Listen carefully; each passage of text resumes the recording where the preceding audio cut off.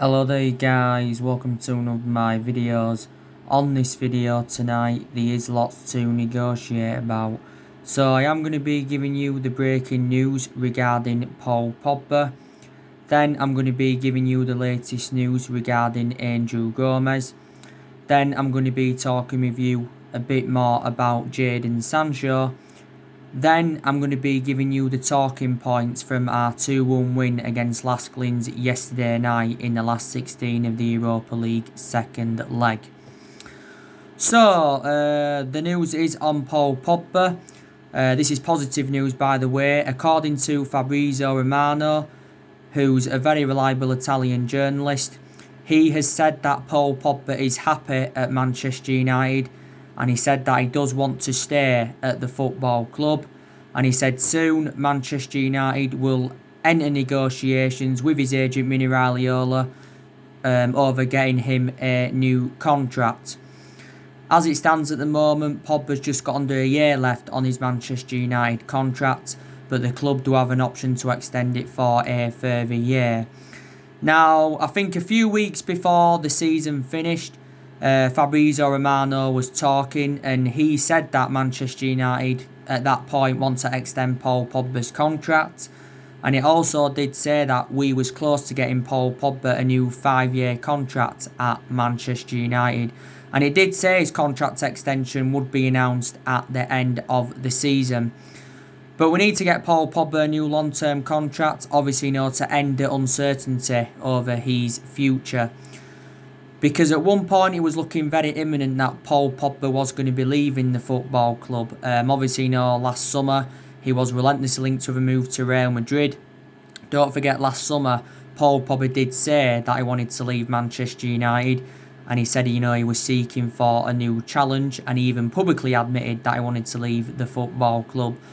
Obviously, there was a lot of stories about him going back to Juventus, because Paul Pogba did endure 4 good years with Juventus. PSG, Barcelona and Inter Milan have also been in for him before. So he has had a long-running transfer saga.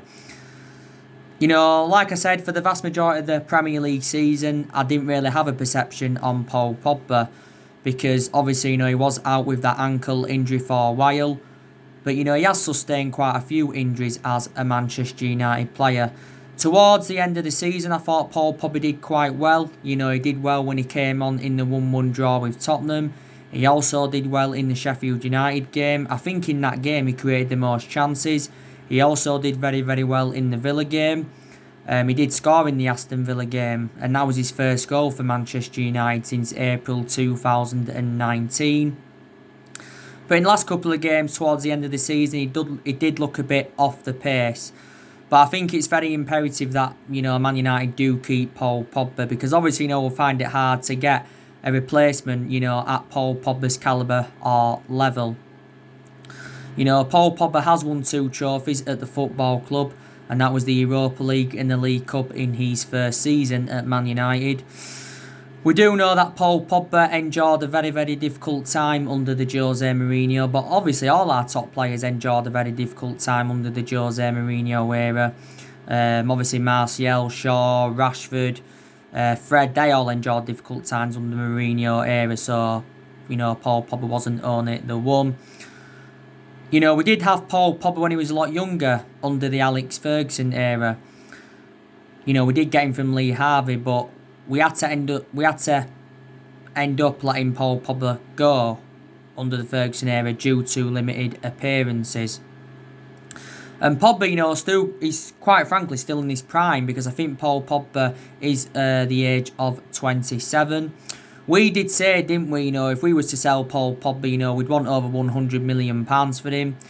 Obviously, we did pay £89 million for him, so as it stands at the moment, he is our most expensive signing. And he's one of the highest paid players at the club. He's on just under 300 grand a week at the moment, but he gets a new contract, then obviously, I presume he's going to demand a pay rise in that. But like I said to you before regarding Pogba's agent Mini Raiola, we've been very, very critical of him since the turn of the year, because, earlier on this year, some comments he said obviously, weren't right, and this is the main explanation why we were so critical of him. But at least in the last couple of years, we've Mini Raiola has been in the process of trying to get Paul Pogba move away from Manchester United completed and that. Maybe if we hadn't got qualification for the Champions League, then maybe there'd have still been a possibility chance that Pogba could have left the football club. You know. But I think we see the best of Paul Pogba in the number 6 or the number 8. You know. I don't think he'd, do that well in the number 10. So yeah, so that is the breaking news regarding Paul Pogba. But don't forget, there was also swap deals high on the agenda. Obviously, at one point Juventus were willing to offer, a few of their players, to try and get Pogba. Also to Real Madrid, willing to offer up to 3 or 4 of their players to try and get Pogba and that. But I don't think he's exceeded expectations at Man United as we all thought he would have done. But I still think overall he is a world-class player.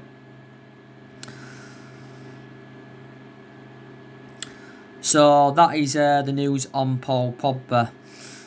Now, let me give you the news on Angel Gomes. So, it was officially confirmed on Tuesday that Angel Gomes had joined Lille. And it said, he had signed a 5-year deal. But now Angel Gomes has been put out on loan to Boavista. I think it is a Portuguese side. And reportedly, he has been given the number 10 shirt. Now, Angel Gomes did leave Manchester United last month because obviously, we failed to get him a new contract at the football club. I think we offered Angel Gomes around £30,000 a week, but Angel Gomes had turned this down. I think we had put quite a few offers in for Angel Gomes.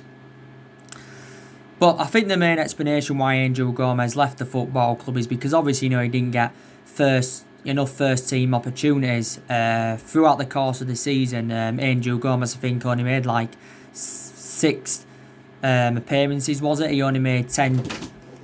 Making some fries and pizzas. Alright. Couldn't you do that? No.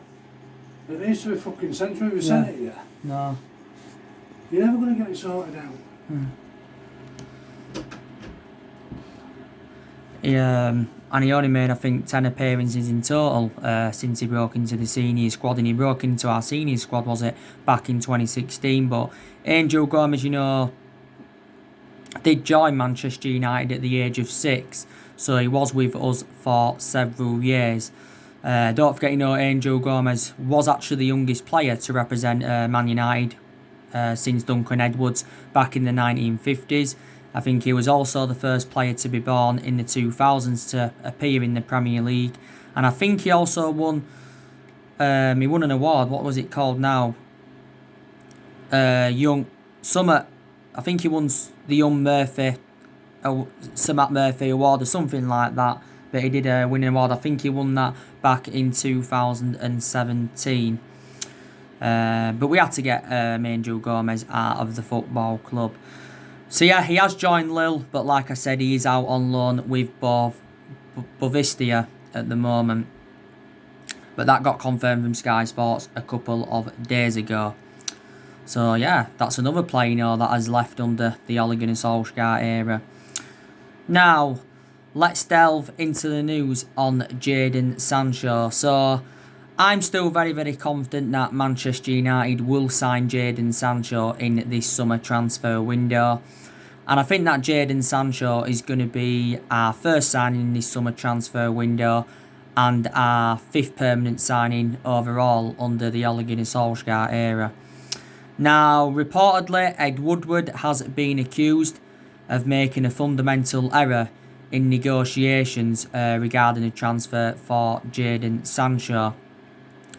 Now, throughout the course of this Jaden Sancho transfer saga, we do know that Borussia Dortmund have remained ruthless over their valuation, and we've said several times we are not willing to meet their valuation, and it's been Borussia Dortmund's asking price that has seemed to be the stumbling block.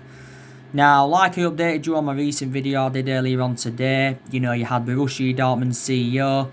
He came out and said that Man United have not made any bid for Sancho, and we have not made any contact regarding the player. So basically, the Borussia Dortmund CEO has denied that Man United have been in advanced talks. Obviously, Fabrizio Romano, he broke out the news earlier on this week, saying that negotiations between Manchester United and Borussia Dortmund were at an advanced stage. And he also said that Sancho agreed personal terms with Man United, and he said he had agreed a 5-year contract with the football club worth around £250,000 a week. And it recently mentioned that a fee had been agreed. Obviously, Dortmund want £108 million. Obviously, that figure would make him our most expensive signing and the most expensive English player in history. It did mention that we'd pay like an initial £90 million, and this would be paid in 3 annual instalments, and there would be like 18 million in add-ons based on Jaden Sancho's performances. But it also did recently say that Jaden Sancho's deal to Manchester United could be off, and it also mentioned that talks had broken down. Main explanation, Borussia Dortmund's asking price. But as far as I'm aware, Sancho does want to come to Manchester United, and Borussia Dortmund, I think, are aware of this, and they've come to accept the fact that Sancho does want to leave. So obviously, Borussia Dortmund are now in the market looking for a replacement for him. They've recently been looking at Memphis Depay from Lyon. They've also been looking at Rashika from Werder Bremen. They've also been looking at Jonathan Eacock from Lille. So they've come to accept the fact that he does want to leave.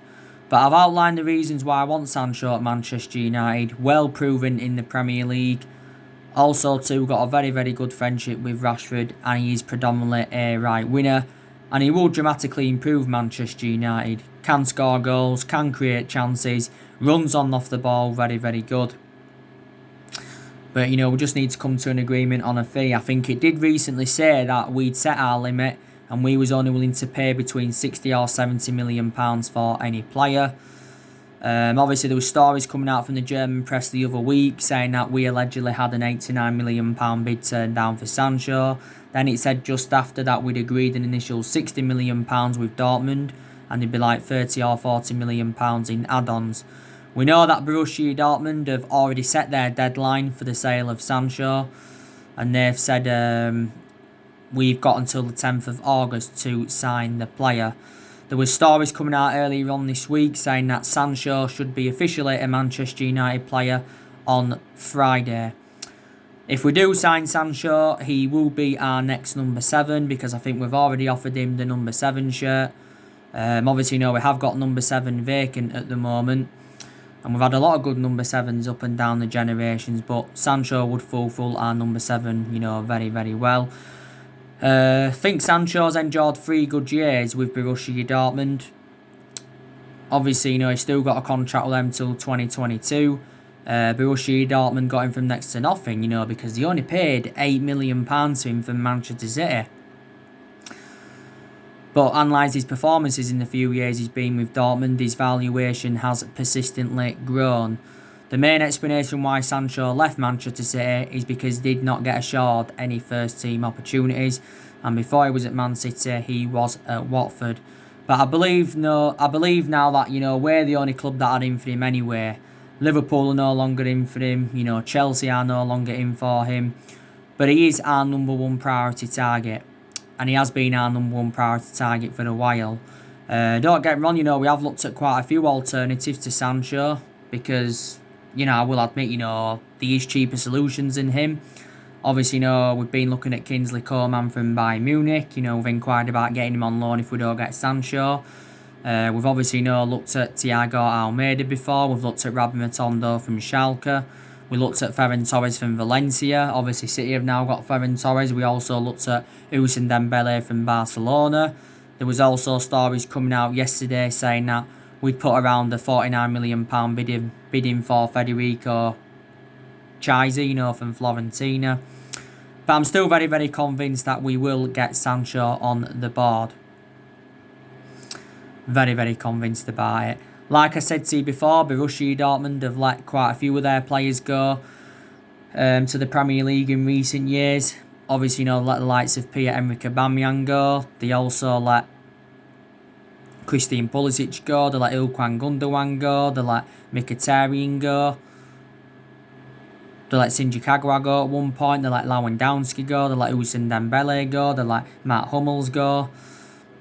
There's a few players that they've let go who obviously didn't go to the Premier League as well. They've recruited some good players in recent years, like I've mentioned before. Obviously, Dortmund got Jude Bellingham the other week from Birmingham. They got Haaland in January. They've brought players like Julian Broughton and Thorgan Hazard in recent years. And they also got Emre Can permanently. But yeah, I'm still very, very convinced that, we are going to get him on the board. But we signed Jaden Sancho, definitely the signing of this summer transfer window. Really, really is. I think Sancho's wages at the moment at Dortmund, I heard it's like 190 grand a week. So he comes to Man United as well, he will get a huge pay rise. So that is the breaking news on him. Now, I'm going to give you the talking points from our 2-1 win against Lask in the last 16 of the Europa League second leg. So I think one of the talking points was definitely Juan Mata, because obviously Juan Mata had got two assists in the game. He got both assists for both goals. And I knew Juan Mata, would get a start. And I do really highly rate Juan Mata still. I know he doesn't get in the team a lot now, but like I've said, when he does get his chances, he does flourish, to be fair. Juan Mata's now in his 30s. Mata has been a long-serving player at Manchester United. This has been his 6th year at the football club. Obviously, we did get him from Chelsea back in 2014 for just under £40 million. So Mata has been with us since the David Moyes era. Mata, can play, you can put him in number 10, and you can also, put him on the right-hand side. I think, to be honest with you, Mata's done well at all the clubs he's been at, more or less. He's done well for us. He did well in his few years he had with Chelsea. I heard that he did quite well at Valencia when he was younger, enjoyed around 4 years with Valencia. I think he actually, began his career with Real Madrid. But yeah, good to see him get 2 assists. I think another one of the talking points was Jesse Lingard, because I also thought Jesse Lingard had a really, really good game. Jesse Lingard, did score the equaliser. Jesse Lingard also scored in our 2-0 win against Leicester on the final day of the Premier League season. And Jesse Lingard, was talking prior to the game, saying that he knows he hasn't been good enough this season. He knows that he's obviously, got to improve as a Manchester United player.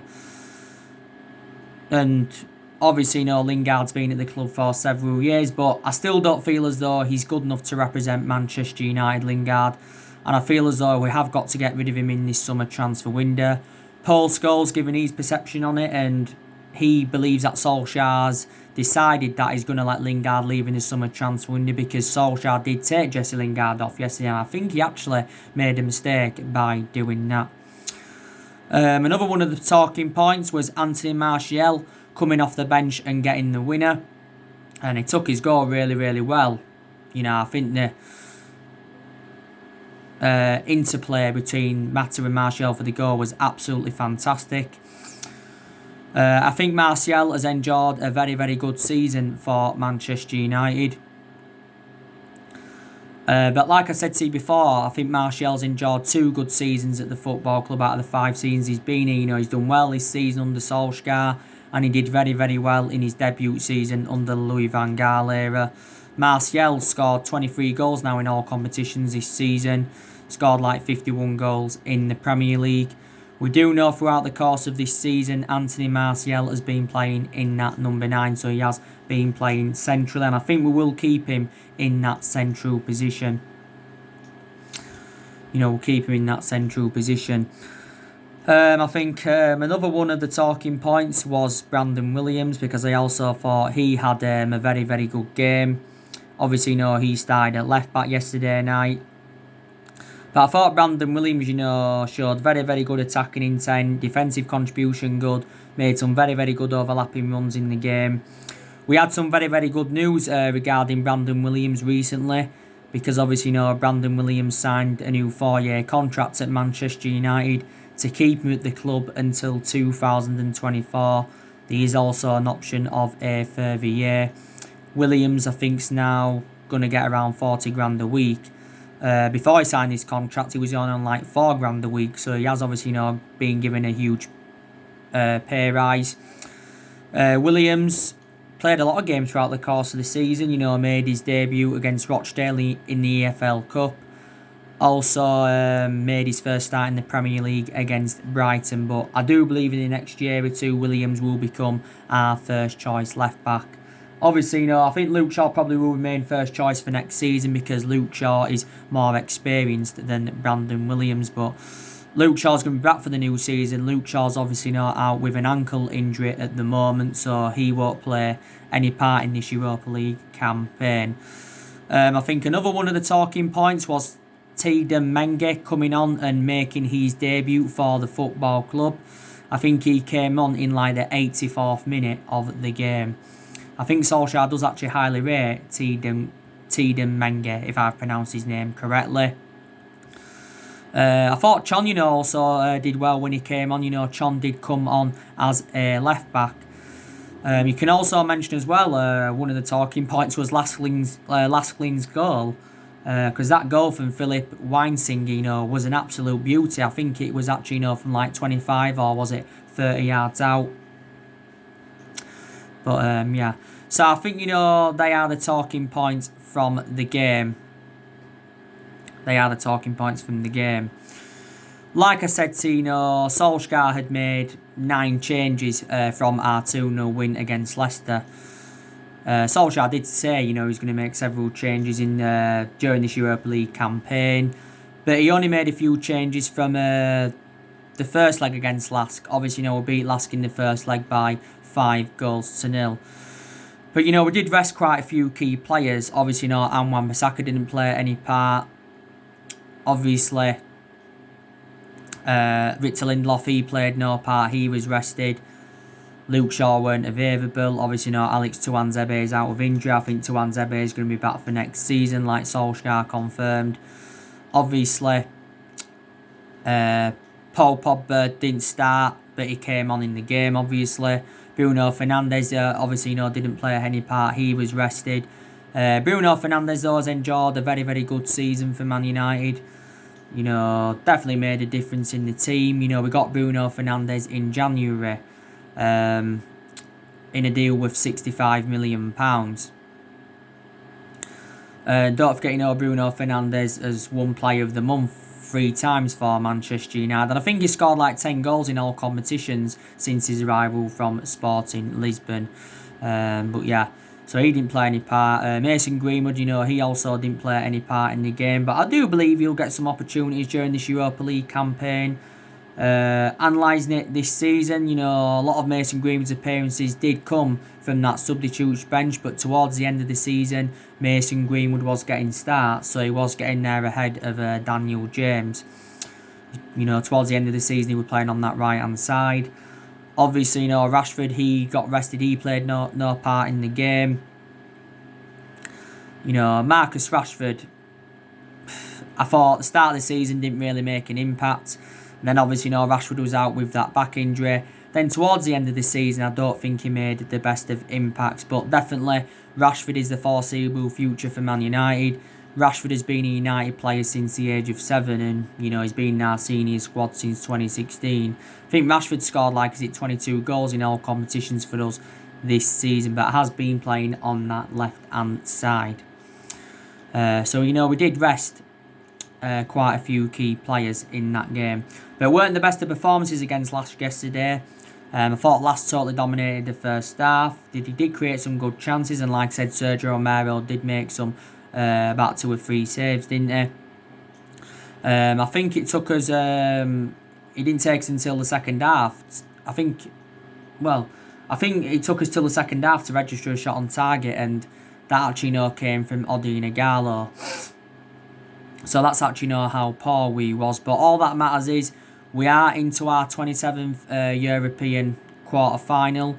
and we do play FC Copenhagen, because obviously Copenhagen beat Istanbul Başakşehir by 3-0, and obviously it was 3-1 on aggregate. And we do play FC Copenhagen on Monday. I think Manchester United should be winning that game. But we are now the favourites to win the Europa League. I want us to win the Europa League anyway, because Solskjaer did say Man United winning the Europa League is the next step. Is the next step for Manchester United. But us, if we win the Europa League, it'll be our first trophy under Solskjaer, and it will be our first trophy in over 3 years. But we've done well in the Europa League so far. So that is your talking points from the game.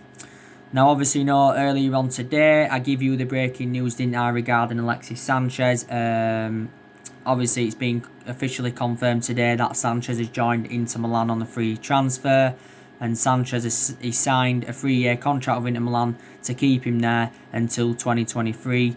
And Inter Milan, obviously, paying him around 130 grand a week after tax. Solskjaer confirmed this yesterday that Sanchez to Inter Milan would have been officially announced today. And Di Marzio and Fabrizio Romano also confirmed it earlier on in the week. So I'm very, very delighted that we have got rid of Sanchez. Obviously, it does totally free up our wage bill and that. But like I said, Solskjaer's got big decisions to make in this summer transfer window, of obviously what players he's going to recommend in, and what players he is going to get rid of. Solskjaer did say he wants to make at least 3 signings in this summer transfer window, and I think Woodward said that when we've completed the signing of Jaden Sancho, he wants Man United to make 3 more signings after that. And obviously, Solskjaer's already identified the areas in the squad where he does want to strengthen up. Solskjaer obviously outlined his transfer plans after we got qualification for the Champions League. And obviously, he's instructed our board to go out there and get his preferred targets. But I think, overall, Man United have enjoyed a very, very good season. Getting qualification for the Champions League was good. Also, finishing third was very, very good, because don't forget, earlier on in the season, we enjoyed our worst start ever to a Premier League season for 30 years. And at that point, Solskjaer was close to getting sacked as Manchester United manager, but he didn't. And don't forget, we progressed to 2 semi-finals this season. We progressed to the EFL Cup semi-final, and we also progressed to the FA Cup semi-final and that. So we've had a good season, and it was Ole Gunnar Solskjaer's first full season at the club. Obviously, next season is definitely the big test for Solskjaer, because he knows next season he will have bigger expectations to exceed. But next season will be Solskjaer's second full season at the football club. But like I mentioned to even if we hadn't got qualification for the Champions League, I still think Solskjaer would have been Man United manager for next season, because it is a transition period, and it has been a transition period for a while. And